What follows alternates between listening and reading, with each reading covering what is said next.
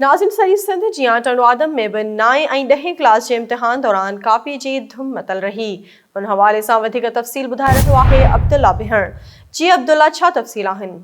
जी तव्हांखे ॿुधाइणो त सॼी सिंध जियां टंडो आदम में भी board of intermediate secondary education Hyderabad जे तहत 9 ऐं 10 क्लास जा इम्तिहान शुरू थी विया आहिनि। पहिरें ॾींहुं काफ़ी धूम मतल रही, जंहिं शहर जे government Shahabat Latif high school, government Jamia Millia high school, government sir Syed high school, government girls Fatima high school, government Mai Maryam high school में इम्तिहान सेंटर क़ाइमु कया विया आहिनि।